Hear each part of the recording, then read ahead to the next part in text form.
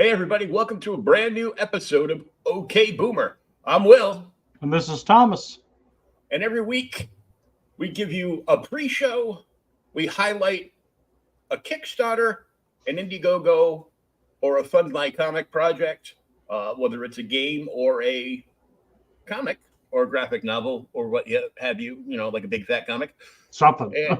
And then we hit the virtual spinner rack and we read a book every week, and then we come back here and talk about it and go through the pages and ramble. That's what we do. So if you're a lover of comics, come listen to two old guys that aren't quite boomers but talk like it. Deal with some comic books. Tonight's is a special issue of the Incredible Hulk. Ba-boom. Yes. It's a Christmas issue. Santa Claus. Oh, Santa Claus looks terrible. You should get some rhinoplasty. Damn it. The show now is available as an audio podcast through Age of Radio. We appreciate everybody that's already gone and signed up to download new episodes or just listen to them on their favorite podcast platform. If you could please share us out, give us that nice 5-star review, even if you don't mean it. It helps us grow and lets more people listen and watch two old geezers talk about comic books when they were still good. But now it's time for the pre-show. My pre-show, I can get a damn thing.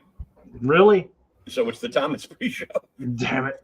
I didn't get a whole lot. I actually got these last week, except for one did come in the mail.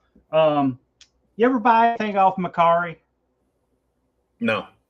Okay. I've been watching Macari. Sometimes, it's like eBay Lite. Not as much stuff. People are on there. They're different stuff. Sometimes they'll discount crazy stuff. So I've been slowly starting to look at old Conans to kind of upgrade some of my early Conans that are in terrible shape. Yep. The guy had this on there originally for $50, and he decided it wouldn't sell at $50, so he marked it down to $10. Conan number 7, Barry Windsor Smith, Roy Thomas, amazing. For $10, I'll buy this all damn day long.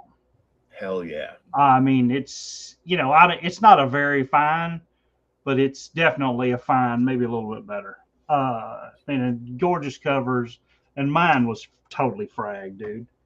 And I picked these up at a antique store for $1 a piece. I honestly don't even know if I have them all, but I picked them up they were $1 a piece, and the covers.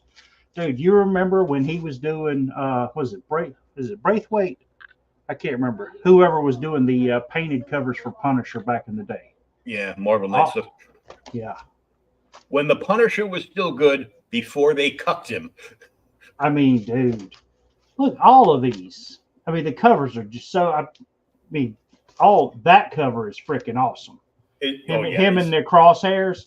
It's classic. I saw somebody shared a thing on Facebook. They had actually done I can't remember the artist, but the cover artist for Punisher. They actually had commissioned a special one, and it took them he said a year to get it, but it come in and it was a fully painted custom. I'm like, damn, dude, that's worth a year's wait. Now, I like that cover just because they pretty much put the 1960s Silver Age checkered border around it. Yeah, it's sweet. But I got those, and then I did stop by Ollie's to see. They have very little. I've never read this, but I know that it's got really good reviews. The Batgirl trade from New 52. The first story arc, yeah. Yeah. Dude, it was $3. No, yeah, $3.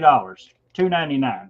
Yeah. So I'm like, for $2.99, the art's really good. It's by Gail Simone and Adrian Saif. Is that how you say it? I think so, yeah. But art's amazing, dude. I've never read this one. And it's Batgirl. I mean, some of the New 52 stuff was really good. Obviously, the best New 52 stuff was probably the Batman. That Court of Owls series was so good. Oh yeah. But that series did drag on though. It kind of dropped off. Yeah. But that's it. I really didn't get anything this week, hardly. Few books here, and that's mostly it's been buying other stuff for people for Christmas. I did buy some stuff today. The guys that I follow and buy off of on Facebook. Yeah. Rick started putting up. He's just like clearing room out of the shop, like older silver and bronze age stuff. Yeah. And some copper stuff that we probably got tons of. And there were like multiple covers on a couple of the issues. But he was like blowing them out. They were like between $1 to $4. Oh, hell yeah. Now, I didn't buy any of the first two titles I'm going to mention just because they were reader copies. Like, it looks like somebody forgot to iron their suit before they got buried in it. He had a whole bunch of Superman's Girlfriend Lois Lane books. Some of those covers are so awesome. Oh yeah, he had a bunch of Superman's pal Jimmy Olsen. There was one I was really tempted by. If it was in better shape, I would have gotten it. It was a cover where Jimmy became his version of Superman personality. Yeah. Omega Jimmy or whatever he called himself. Damn it. And Superman's hogtied like Nell on the train tracks, and why he can't get out. I don't Jimmy know. has to save him. So Jimmy busts through the building. Don't worry, no need to fear. Super Jim is here. Whatever it was. But I did buy some Superman ones. One cover in particular, because there's no doubt in anybody's mind that this cover is done by the King from when he came back to DC and did the fourth wall stuff. Fourth world, yeah. Fourth world, yeah. And I'm like, that's a Kirby cover if I've ever seen one. Yeah. And now, the thing that's so bad is that when Kirby came back to do Superman and do all that with DC, they still had Kurt Swan go in and erase his Superman head and redraw it because it was supposed to look just right. So Kurt Swan touched up Jack Kirby at DC. That is a definite downgrade. Yeah, I mean, I don't know how long it went on, but yeah, they did. And I was like, Jesus, that's as bad as Stan cutting up the Kirby pages and rearranging the panels. Yeah. Like, I haven't seen this guy in like over 15 years. He's got dual citizenship between here and Canada, and he's a comic book art dealer. Yeah. And also deals in super high-end golden and silver age books too. Oh, sweet. He is the owner of original Jack Kirby work from DC Comics done for the Superpowers toy line. And, obviously to promote the comics as well, because that came from the toy line. Yeah. It's two huge, like, poster boards, and it interconnects, and it's got every character that they were going to make for the Superpowers toy line back in the day. And it's all pencils and inks by Kirby. Pencils by Kirby, and I think it's Jolton Joe gave him a hand with the inking. Really? Yeah. I'll have to look back. I've got that DC Superpower series by Kirby. I think I told you I picked up. I found it, and I found one issue randomly at a damn antique store and bought it to read it. That's where I found mine. And I ended up buying the whole series. I haven't read them all. I just read the first one, and it was so damn good. I'm like, I don't sound terrible. This is amazing. It's like the thing is it's the DC Power Super So, and it's almost like Ultimate DC, if that makes any sense. It's like Ultimate Marvel was, the clean, streamlined Marvel, and that's the current clean, streamlined DC. It was just so good. I got a bunch of like really cheap Silver Bronze Age Supermans. Yeah. I was sad that he didn't have any Batmans to put up there, but I bought not everyone that he had because I started realizing that he listed about 100 books. And as us poor folks know, the dollar store seems really cheap until you get up to that cash register. Uh-huh. How the hell did I spend $150 at a dollar store? You got that much stuff? No, I don't think I did, but we'll find out. We'll find out.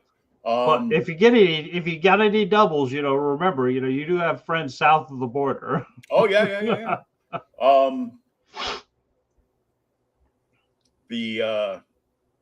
I got most of the Infinity Incorporated issues that he had. Really? Yeah, they were all like $1 or $2, and I'm like, this is the next generation for the JSA. One in particular that I bought was the origin of Obsidian, who no longer exists since Alan Scott is now gay. Yeah. They wiped out. Well, they had him hop the fence, play for the other team, and now two longtime, really popular characters between JSA Infinity and the Green Lantern line because of his sister Gem there are gone. They don't exist now. The other thing that's funny is that's the series that McFarlane started on. Yep. And those early McFarlane issues are, they're not worth what the Marvel stuff is, but they're worth a little penny. I mean, $20 a pop on some of them. I don't think I didn't get any of the McFarlane ones. Yeah, like after 20. He only did like 5 to 7 of them. Yeah, I picked up a few. I've got a few of them just because they're McFarlane issues. Yeah, and just like Art Germ started, like the first covers he did. Yeah, was like the first 6 to 8 New 52 Captain Atom covers are all Art Germs. And most people that are going and spending ordering like 5 or 10 of every cover he does, and rushing them all to to get graded or attending a show and spending more money than the book is worth to have him sign it so they can then grade it and try to flip it. Yeah. I'm like, these companies would come down on their prices and not treat us all like trash when we actually wanted to get a book that should be graded actually graded, opposed to everything that came out that week gets immediately shipped to CGC. And I'm like, what are you doing? Yeah. And then I've asked so many people over the years, you didn't even read that, did you? He goes, no. Well, what I do is I send all the books in that I really love every week. If it's got a cover I love, I send all those books in, and then I go online and I buy the digital copies.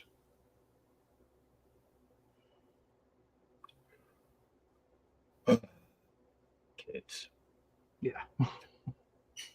Anyhow, I had this guy on as a guest last night. He's been on a couple of times, and this is the Timothy B. Fling from Earth Dog Studios at earthdogstudios.com, or you can just Google Timothy B. Fling and he'll come up for like all the platforms. And I had him on last night. He gotten a couple of more people on board since the first day. He hit over $3,000. Oh, cool. What's his funding goal? Already surpassed. It was 2288 because it's called Water Wars 2288. Oh, okay, cool. It's So he had like 74 backers last night. He's gotten like another 6. 28 days to go. And we'll just play the trailer and he'll talk to you for a little bit. And then he showed off to show some love to his supporters, like at conventions and stuff, that were buying his books or, posting on, social media that they got the book and they liked it and everything.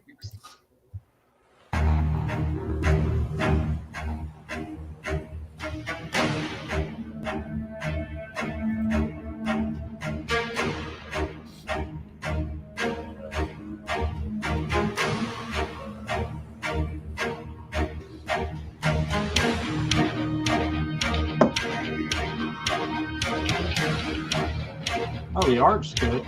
Oh, yeah. Edwin Arosa. Good evening, everybody. This is Timothy Fling from Earth Dog Studios. I'm here today to officially welcome you to our 7th Kickstarter. We are launching our latest graphic novel, Water Wars 2288, the Ultimate Edition. This will be our most ambitious project yet. It's a full-color 148-page trade paperback collecting volumes 1 to 4 and 2 new additional short stories. We are excited to be back, and we've got a really fun campaign.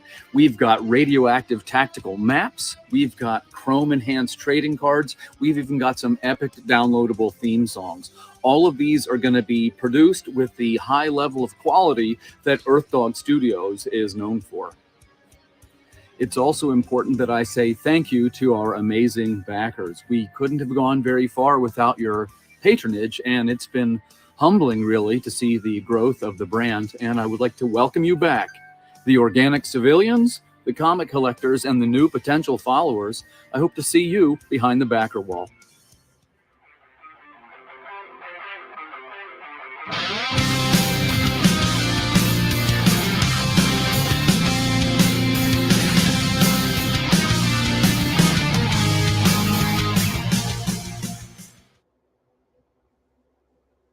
Yeah, the art's really top notch looking at that.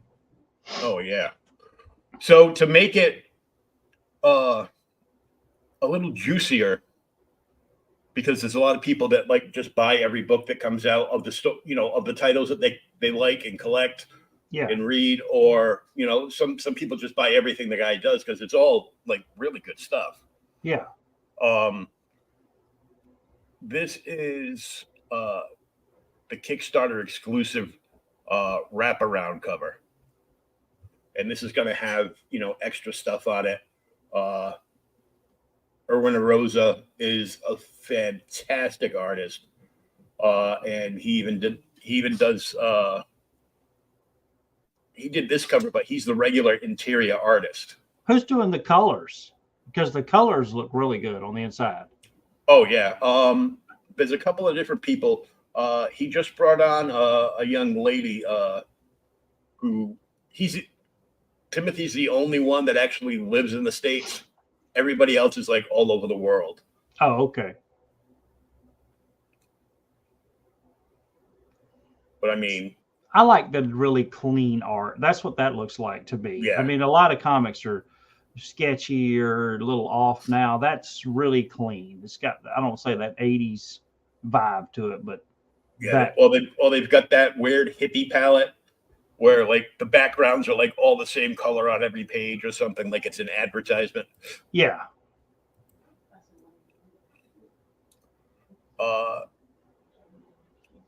This next character that I like the looks of is a mechanical protector. So basically,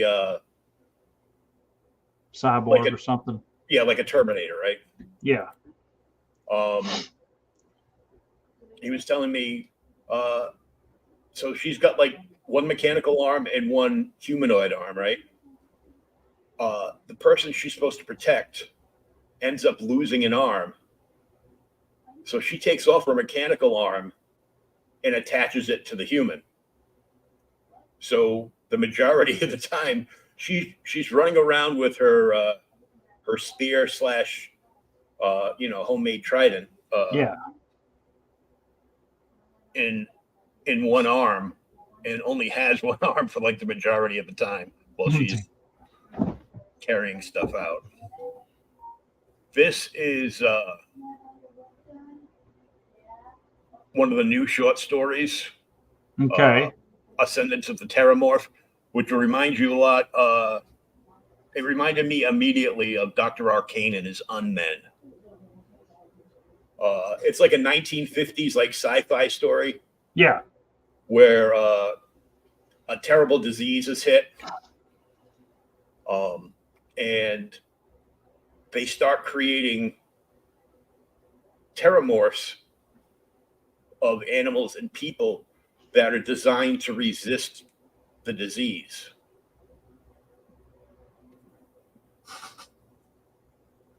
And I don't want to say nothing else about it because, you know. How many pages is it total? Does it say?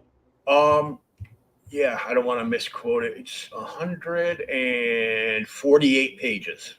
Okay, so it's a chunk. It's a Yeah. big book. 148 pages because some of the books are 24 pages. Some of them are like, 40 plus pages. So like, a giant size special from, when we both hide our hair.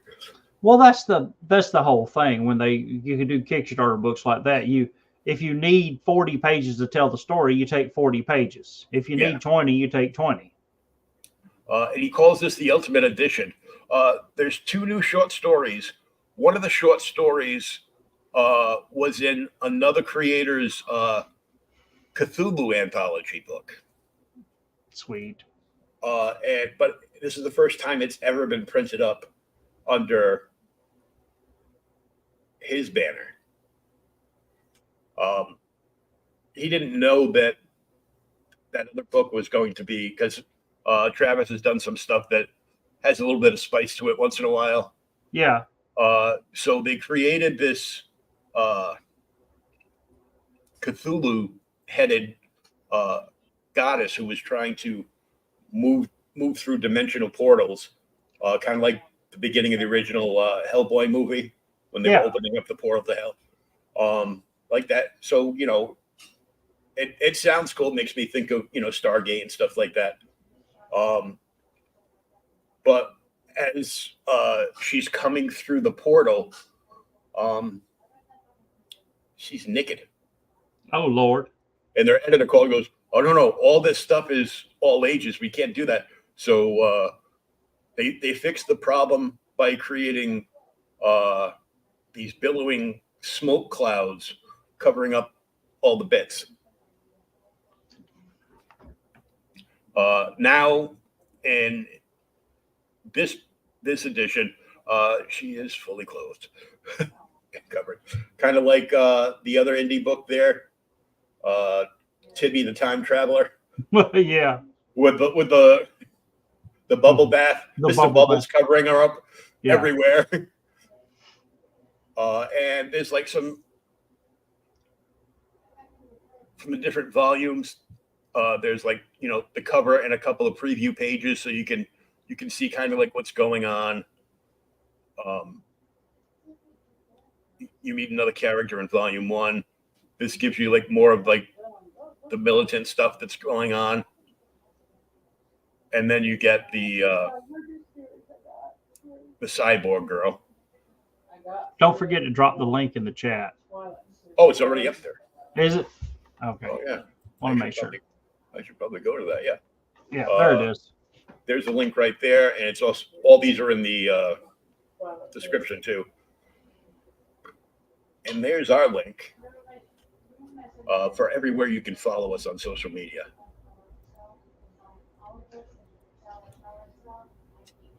And the bonus story, Ascendance of the Terramorphs, and the banned story, now available for the first time, Era of the Last Apocalypse. And it's basically a blizzard environment, and then you see like the Cthulhu demon back there, and yeah, that's what I was looking like. It looked like snow, dude. That art right there, that's freaking amazing. It's almost like a movie poster. Yeah, when you look at it, the palette Irwin chose for this, between the hot and the cool colors, made me think that it was like a 3D piece or something.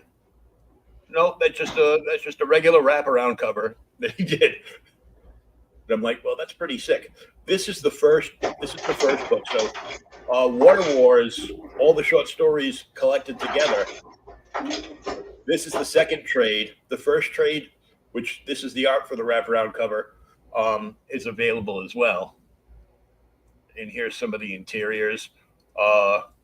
Irwin did this. It's all like innovation comics look like, it's like the painted, all the paint there. I mean, and it looks great.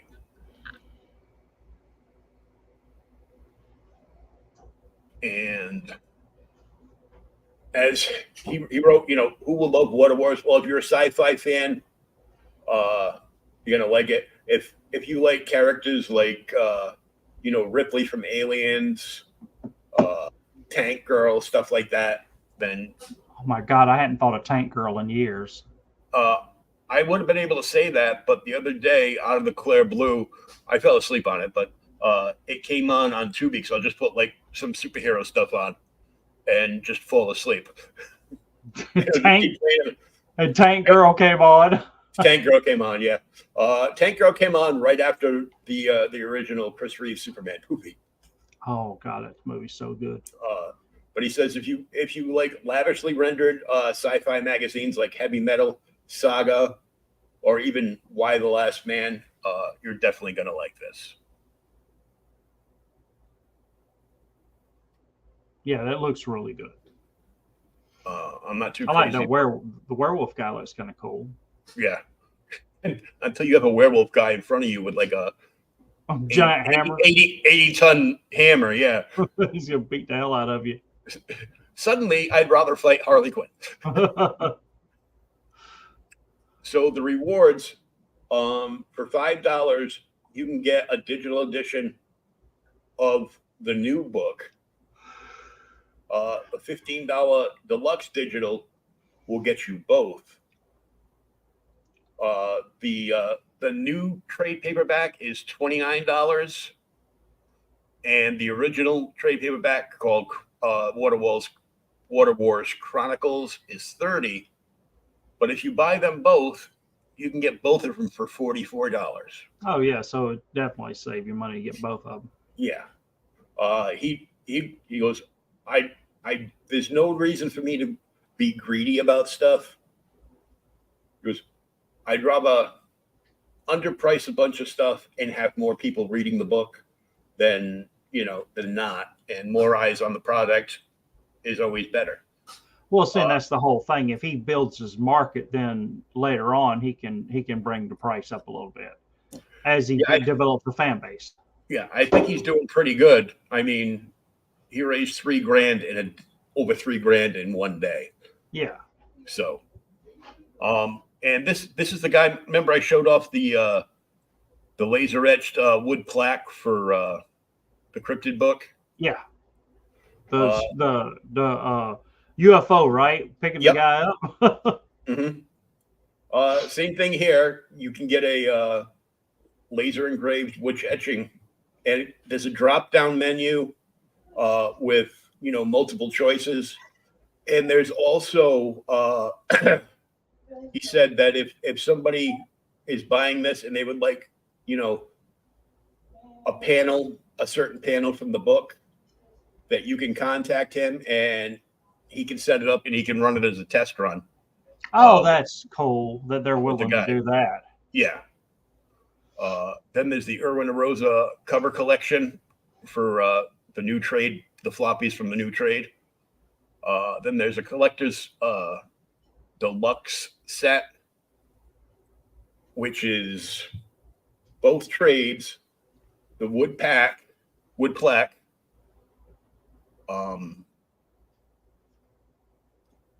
and the full trading card set. So like everybody that buys physical will get one of the new trading cards, but it might not be the same trading card for everybody. It's probably going to be, they're random. But if you buy this, you get the full set of 4 that's available for this. You can advertise for a quarter page in the book for $58, and this book is going to be shipping to 27 different countries. Damn. CGC tier, guaranteed 9.8 is $98, which, all things considered, isn't bad, because it's like $50 just to send a book to CGC. Yeah, and then they whack you in your wallet for a percentage of the GDP on that book. I'm like, why do you get a cut out of my book? I'm paying you for a service. Stop it. I contacted a couple of shops that I know that support indie stuff, and this retailer tier will get you, includes 10 trade paperbacks, and you can basically order 5 sets of them if you want. If you want like 5 of the first one and 5 of the second one, so you can sell them as a set, complete story. You can do that, or you can, mix them up any way you please. 10 Chrome cards, 10 copies of Water Wars, 2288 floppy or dealer choice. And he sends retailers like promotional stuff and some other stuff. You can get drawn in for $268. Then there's an original art tier. There's a video further down for that, so I'll just play that quick video. And then for $388, he'll help you get your crowdfunding book over the line. He's been doing this for about 15 years now. So, oh, sweet. So it includes like a couple of Zoom meetings and help you get that done. Yeah. Stretch goals that are already unlocked. Upgraded cover and paper stock on the book. There will be an unseen art gallery, like art that was never used. They're adding a section, Reveal the Cast, where you meet the creators. So everybody that worked on this at one point or another, it's going to be like, and it shows some of it further down. It's basically going to be like, a quick bio and, what they do. So you know what they're doing. I don't remember the name of the book, but there is automatically, you will also get a free digital comic and the radioactive tactical map. It's not really radioactive. Damn it. It just, it's got like spot UV coating and stuff like that. So it gets a shine and stuff. Up next, they're going to be printing up updated Earth Dog Studios collector's guides, which will show like all the books and, to be able to read them in chronological order if you so wish to support on that level. And after that, there's a limited edition print that they did specifically for Baltimore Comic-Con that they'll be reissuing. And there's a whole bunch of other stuff that's still, locked up. In the future, yeah. In the future, yeah. This is all 4 issues of the latest chapter with, variant covers and stuff. So it tells you, what number it is, which cover letter assignment. And yeah, the art, like I said, art's really good. This is an atomic variant. There's only 25 left. It's like all this art, but just imagine this is all like a chromium cover. Oh, okay. Huh. So it really pops. I go, well, I was waiting for you to say 50. He goes, no. No, I never go that high on these things. I go, oh, good to know. There's all 4 of the trading cards, which any physical backer will get like at least one of these, unless you get the tier that I'm planning on getting, where I will get all of these. And here is the video for the original art from the book.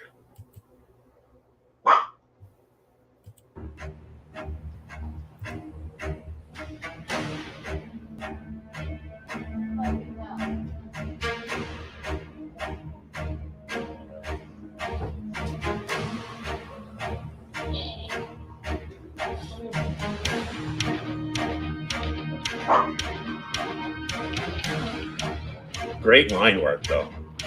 Yeah, it's really nice.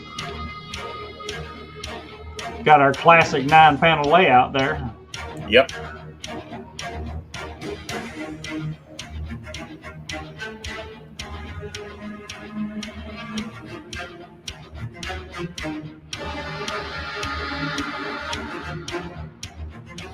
So it looks like he's actually inking it before they color it.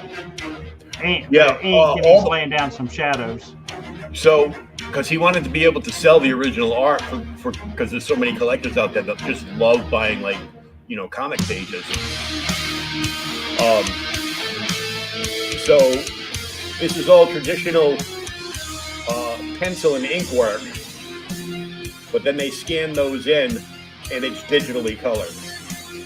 Yeah, that's what I was saying. It looks like it's all, it's got some duotone and that zip tone or.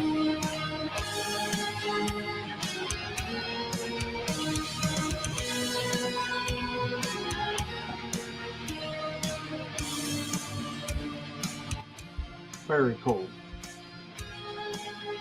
I mean, just great looking stuff. Yeah, it does look good. And this is part of the creators thing.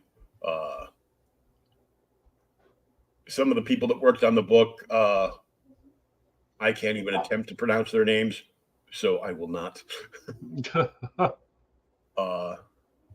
Martina Rossi down here, the young lady, is a colorist, and she's from Italy. She's a new addition to Earth Dog Studios. And they will all be printed through Comics Wellspring, which does a great job on the books, as you've seen before. Mm-hmm. And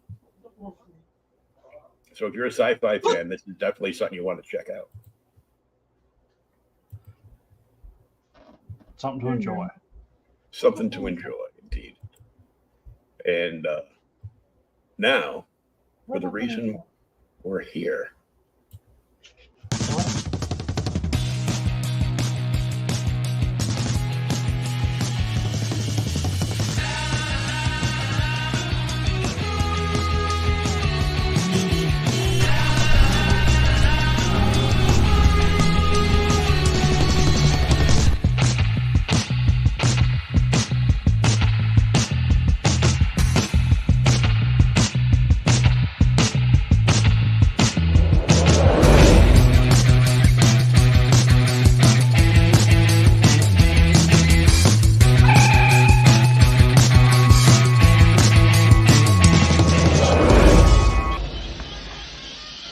Some days you just can't get rid of a bomb.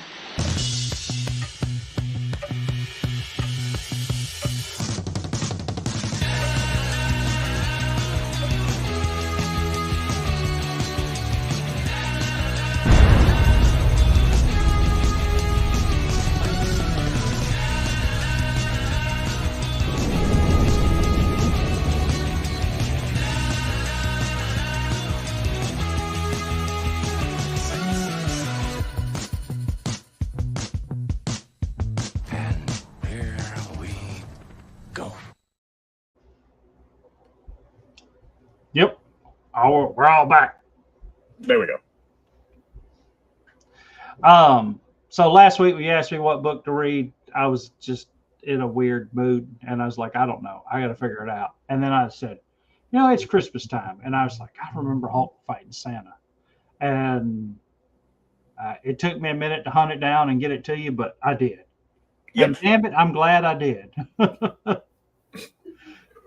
This is from 1990, Incredible Hulk 378, Because You Demanded It, the most requested villain of all.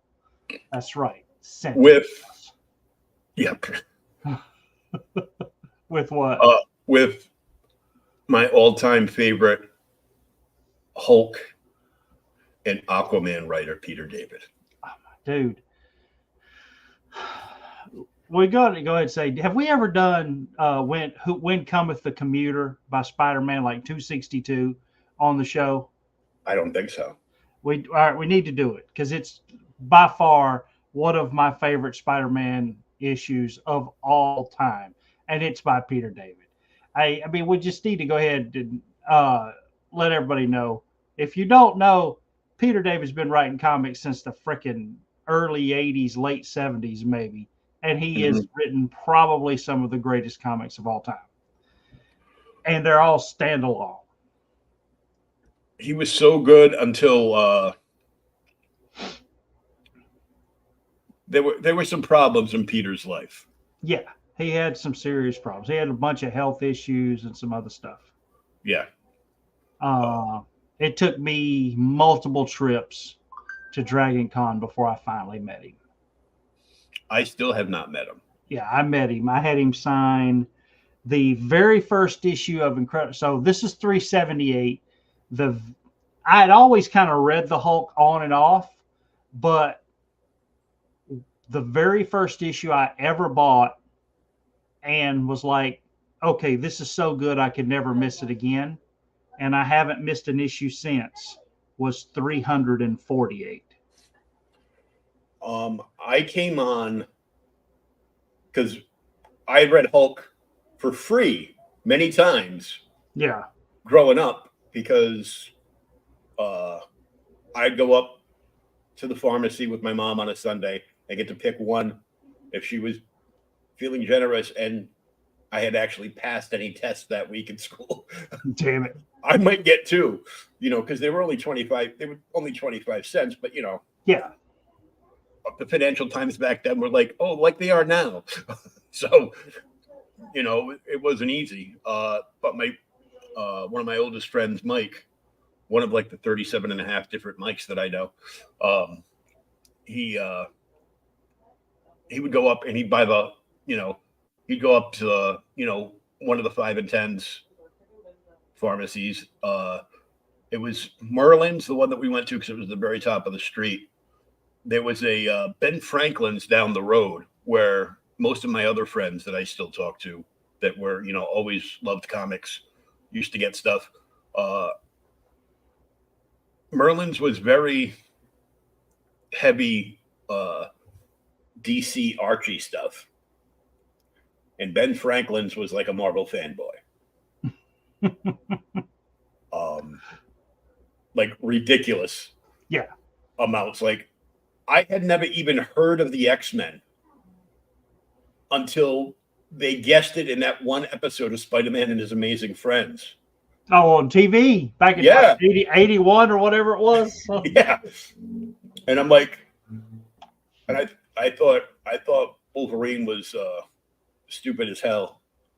Because all he did was make shish kebabs and talk in a terrible Aussie accent. That is a horrible episode of that show. Yeah, it was so bad, but it was, that's basically the X-Men's first appearance on TV. So, yeah. Well, I did include when I sent this over to you just because they were there, and I have not read this probably since it came out. This is so. Oh my God, that's damn near, 30 years ago.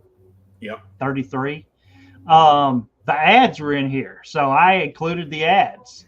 Dude, freaking Cocoa Puffs, right there, first. And then now we get to our main page. Stan Lee presents the Incredible Hulk, Rhino plastered by Peter David, art by Bill Jaska. Okay, dude.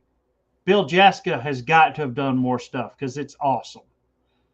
I think this is a damn good issue. Jeff Albrecht does the inks. Johnson, always a great letterer. Glennis Oliver does colors. Bobby Chase edits, and Tom DeFalco is Santa Claus, I guess. Santa's helper is Kurt Busiek. So it's got a pretty good cast. Now, I will, we're not going to read everything, but note to our readers, all during the tenure of the Gray Hulk, readers asked for the return of a certain villain. We never delivered. Now in this holiday season, we take this opportunity to rectify that. Also explain why Rick Jones was limping last issue. All this in the feel-good story of 1990 entitled Rhino Plastered. So note to readers, if you haven't known it, this is 378, and the very next issue is the first appearance of Professor Hulk. Or the what we think of as Professor Hulk now, the Dale known, Peter David Green Hulk merged, and before this was other stuff, which I can't remember, but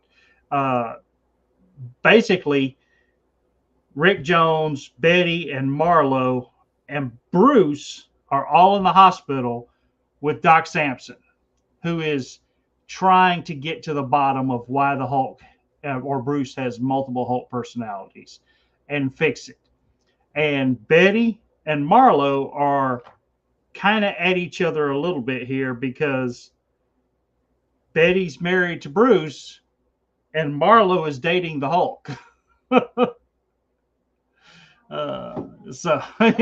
I can't imagine why she's mad. Do what? But it made no sense. Yeah, it made perfect sense if you read comic books. No. So now it opens here. There's the children's world, and there's some kids being little buttholes. Come on, Fatso, you can't get me. And they're picking at each other. And then here's Rick Jones doing his stylish 90s look, dude. Look at them boots. And his tank top shirt. And he even says, Betty and Marlo look like they didn't need me butting in just when they were getting along. Doc Samson sure doesn't need me hanging around while he tries the head shrinking routine on Bruce. So Rick Jones, man without a purpose. Rick has been in Marvel Comics since the damn beginning, dude. And people often just like cast him away. And now, isn't he paralyzed now? I can't remember. But I think he is. He might be. I looked at this and I was like, oh, I completely forgot about Rick Jones' meth head phase. It's meth head phase. Yep. So the kids are fighting. And finally Rick's like, come on, guys. This isn't cool. Big fella, you could hurt somebody running around like that. And you smart Alec, your face could get stuck that way. And they recognize him. They're like, wait, I know you. You're Rick Jones. You're the super guy's pal. Because he actually was friends with the Avengers people. Mm-hmm. And I think he did some stuff with, he Cap too. He was Bucky for a while. That's right, man. So I know what I'm talking about. You want an example of how teasing can make bad stuff go down? It involves the Hulk. The big green dumb guy? Sure. Well, not back then. He was gray and really smart and involved another guy who was kind of like you, big fella. He was called the Rhino.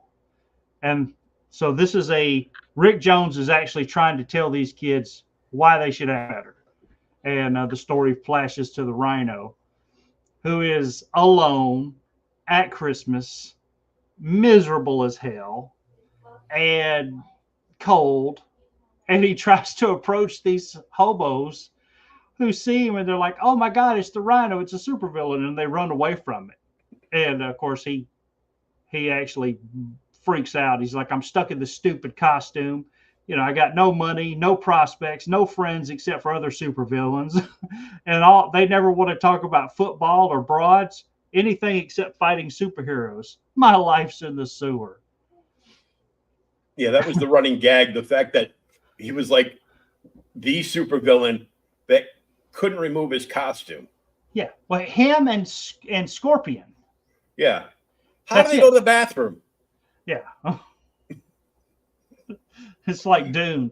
They just take a dump or whatever, and it just like processes it. We hope. We hope, yeah. It might just be the stank that's making the hobos run away. Like, I'm a homeless guy, and this guy stinks. Yes. So they run, and they're like, before that ugly gray monster comes at us, and of course they run straight into the Gray Hulk, who says, I resent that. Oh no, it's another gray monster. So he heads off. I do love it. The Rhino's like, I've had it. I'm going to knock over a bank. That always puts me in a better mood. It put me in a better mood too. What were those guys saying about the Hulk? Oh, bums like that. They see everything. And so now the Rhino's all, depressed. Oh God, the Hulk's in town. And if I do anything, he'll be all over me. He'll probably just beat me like before. I'm so depressed. Depression does rise this time of year. Capri Sun, dude. Man, I Pacific remember Cooler. those terrible like '90s commercials where they would Yes. animate all these blocking computer characters just jumping off the packets, and I'm like, Yes, that's why I saw it. I'm like, man, this ads have come a long way. yeah, So basically, the Rhino is just in a terrible shape. He's got no money, hadn't really got anything to eat, and he's at the lowest he'd ever been. So he tries to bum some money, and everybody just keeps running from him because they're terrified. And then he sees the mall Santa or a Santa. So while he beats up the Santa Claus and takes his suit and the hat, and because he's got the fake beard now and he puts the hat on, it covers him completely. You can't tell it's the Rhino anymore, and everybody needs him. So well, he's at some point, some little kid does. yes, You're not Santa Claus, yeah, because you can tell because the hat's not just falling to the side; it's straight up. Yep. Well, he actually grabbed. Yeah, he grabs. He's out here helping the needy, Some people are like, "Hey, I gave at the office. Hey, you can give again. Sure, here you go."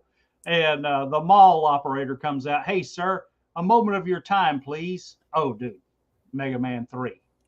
woohoo! Jesus, dude, talk about getting your ass whipped in a video game. Yeah, right. I didn't do anything. No, sir, but it's what you can do. Our mall Santa Claus has injured himself. Fell down drunk, actually, and we need a substitute. Fast. The kids are already lined up. You sure you want a super villain? Don't be ridiculous. They want you, Santa Claus. A villain? How absurd.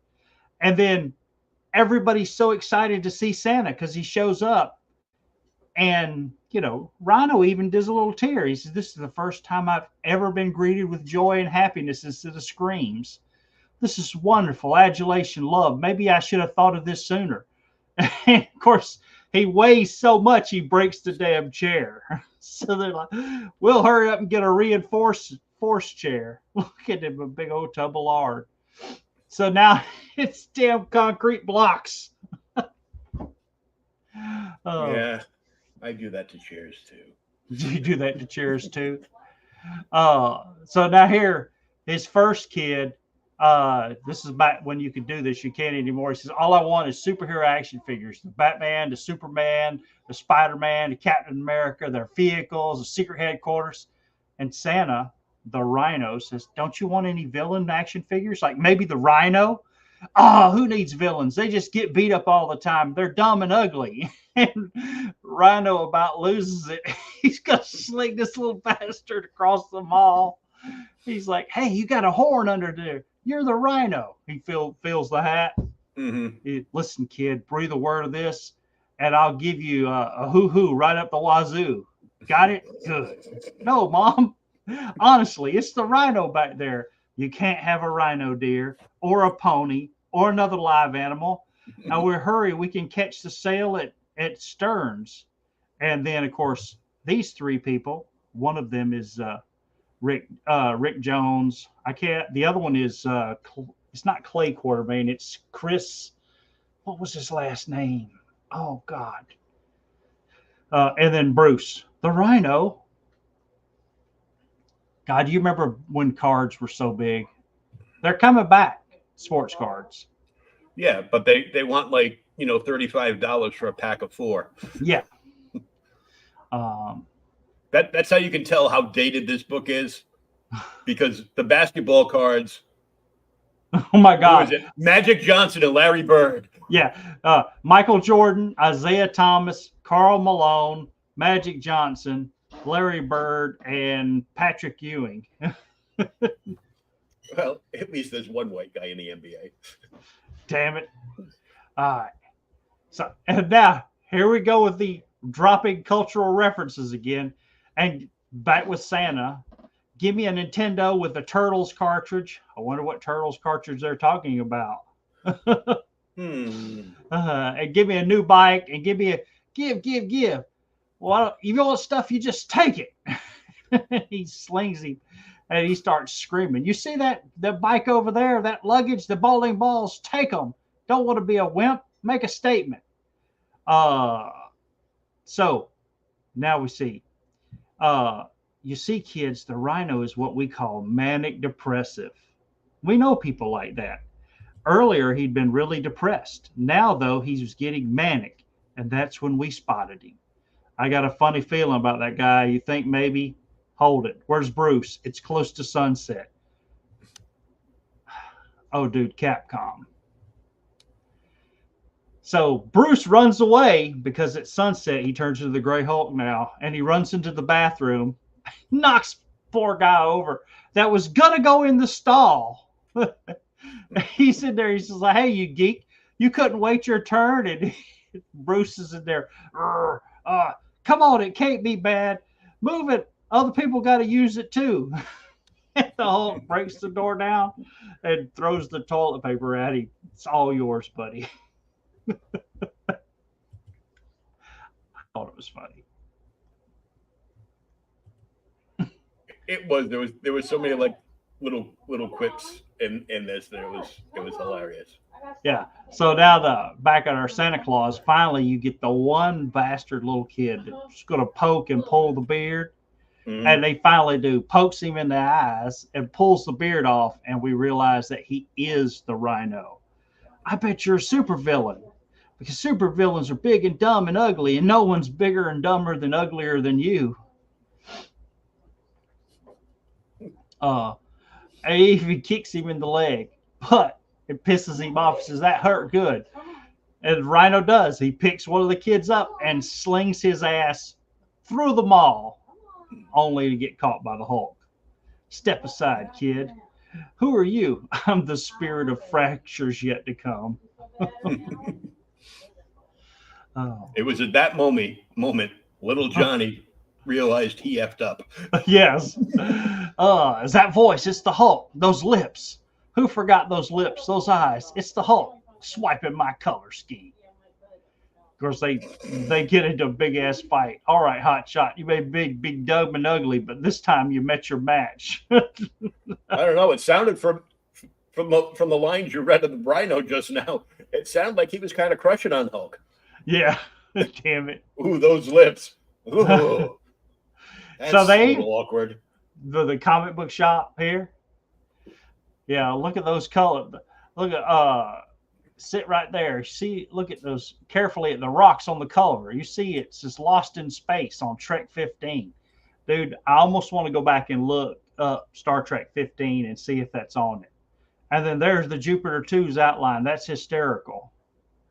I almost want to go look at that and see if that actually happened. Well, you know so, what that means. Need to hunt it down. So the Hulk knocks Rhino through the damn comic book shop as they keep fighting. And finally somebody says, excuse me, I'm making a bid to end this right now. I did laugh out loud when I read this. I'm Donna Scraggs of the Exquisite Cookies. Our motto is we got the cookies right here. Instead of fighting, why not try these delicious chocolate chip cookies? So the Rhino picks one up. He takes a bite out of it. Mm-hmm. He says, these are macadamia nuts. Why, yes. And then he hits the lady in the damn cookies. I hate macadamia nuts. And the fight continues. Oh, now this was a good one too. I didn't get any of this crap when I was little, when I read this the first time. They fall through the damn bowling alley. Yep. He says, how about that? You're not so tough. Anyone half a brain can take you. That sure explains a lot then. Admit it, you can't handle me. Mr. Anyone outside of Woody Allen can handle you. All it takes is plenty of balls. And the Hulk slings all the damn bowling balls at him.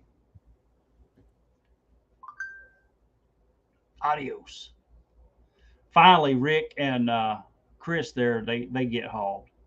Yeah, freeze, I'm an agent of S.H.I.E.L.D. Good, I've never killed one of those before.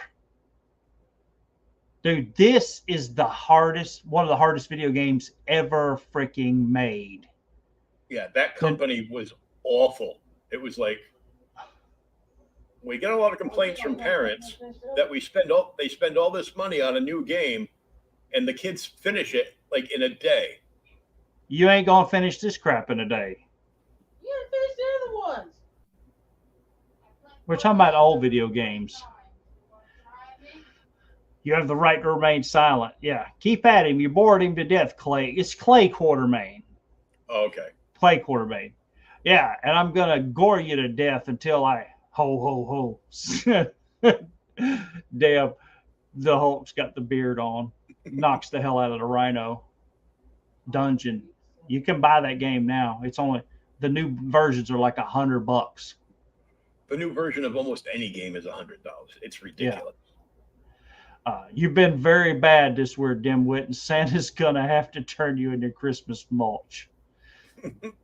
What's your problem anyway? I can't ever get this stupid costume off. Haven't? Oh yeah. You haven't had a woman in. Don't you think I know? That's why I'm so irritable. So because the Rhino never gets in, he's why he's so upset. Mommy, look, Santa's flying. Not now, honey. Finally, as they continue the fight, Rhino's got the beard back on, and he's going to beat the hell out of the Hulk. When the little girl stops him, Santa, why are you hurting the gray man? I thought you were good. I thought you were supposed to help people. But Mommy said you weren't really Santa. But maybe you aren't. Maybe there isn't any Santa at all, and Mama lied. And of course, the Rhino and the Hulk stop. Well, your mother was. She was telling the truth, huh? You see, this guy, he was naughty. Yeah, he was naughty, but now he's going to be nice. Yeah, that's right. We're both going to be nice. Watch. That smile at the bottom corner that could be a poster. Virgin, get away from him quickly. It's okay, Mama. It's Santa. This man here is Santa's helper, right? You see, Mommy? Well, you were right. Yes, Virginia, there is a shut up. So the Rhino and the Hulk cooperated rather than wreck a little girl's beliefs. Clay and I were proud to see them that way. And even though the Hulk was a little grumpy about it, he looked so upset holding that damn candy cane. He did manage to sneak in a little Christmas cheer. I love how the Rhino looks so upset when the lady wants to start mauling on him. Yeah, we'll wait till Betty and Marlo see him. Marlo see him. He's even more pissed off. So that's what happened, kids. That's how the story is. And, of course, one of the kids kicks Rick in the damn shins. That's why he was limping last issue. Yep. Why do I even bother anymore? I'm going back to dodging supervillains. It's safer. Yeah, there's the cover. I remember that cover. Oh, my God, dude. It was Dale like 3. Keown. Yeah, they were like 3 issues of that. Mm-hmm. Did you read the letters page? No, I didn't. Yeah, I read the letters page. The big one is up here. They were talking about some of the stuff that I didn't remember. Peter David Noel, guys, issues 370, 73, 4 of the best comics of the year. I love the Defenders, Hulk's sense of humor.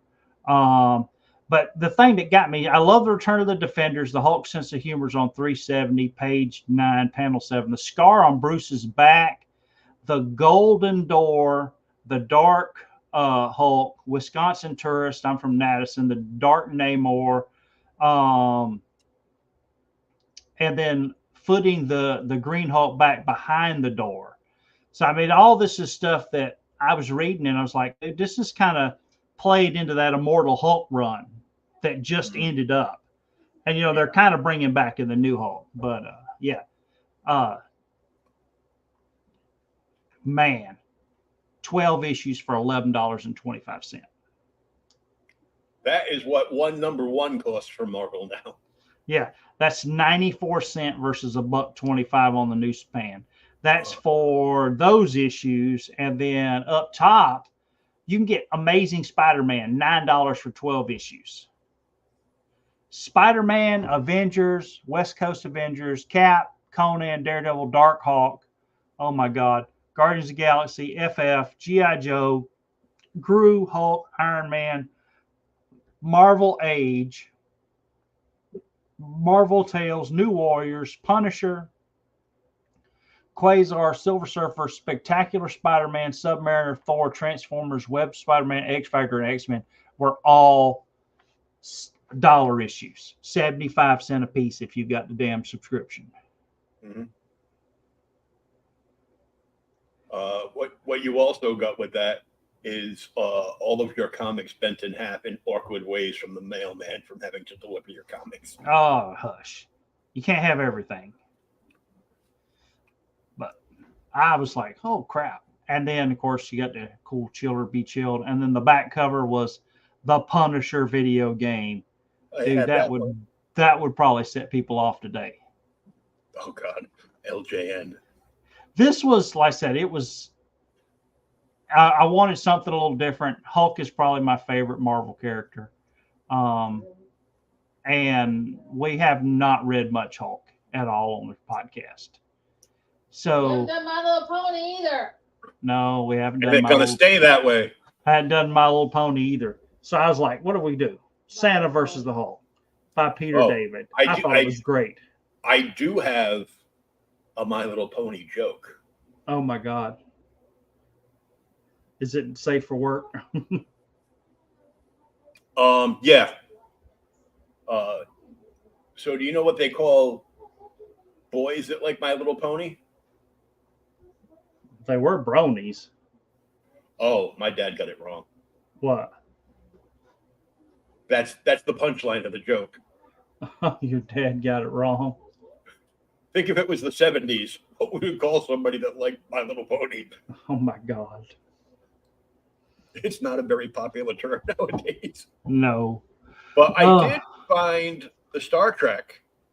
Oh, you were looking it up while we were talking? Trek 15?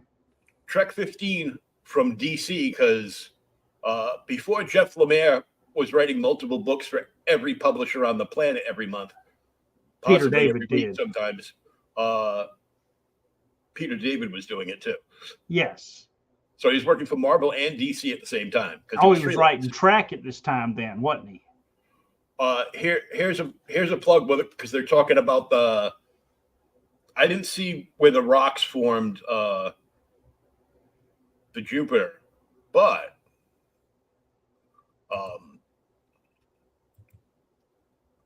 I did see the members of the Swiss Family Robinson in space, and even something more important. Oh my and God. Relevant to the whole Lost in Space thing. Guess who was doing Star Trek with Peter David at this time? Who?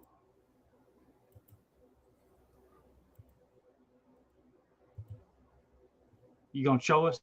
There. All right, here it comes. Billy Mummy.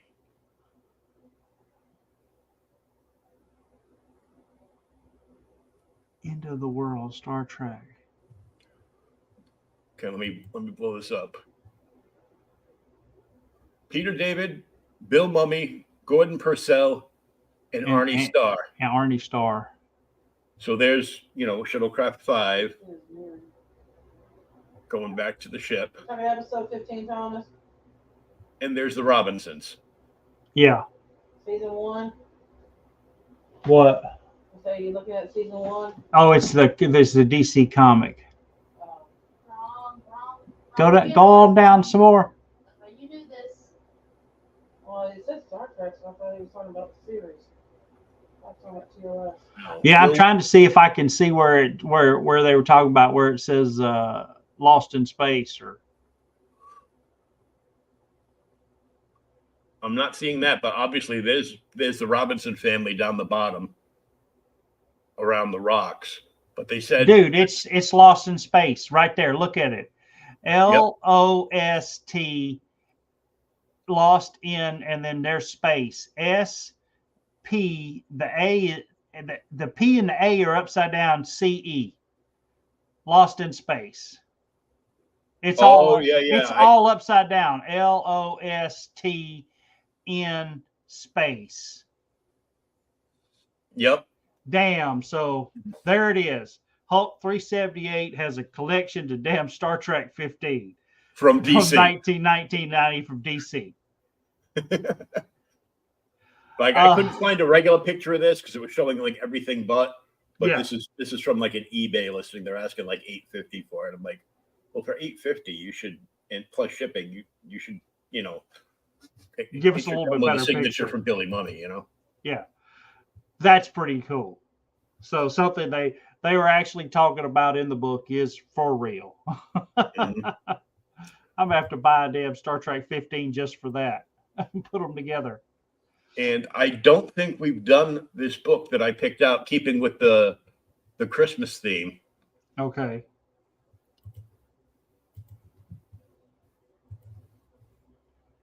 What we got?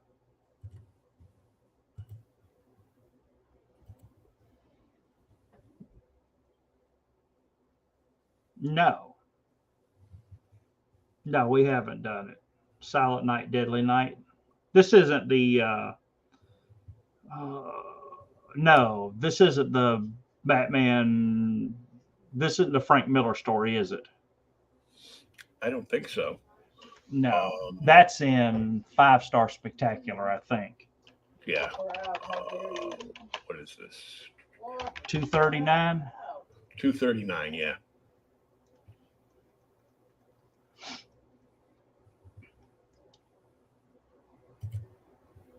Neil Adams. Yep. No, this isn't it.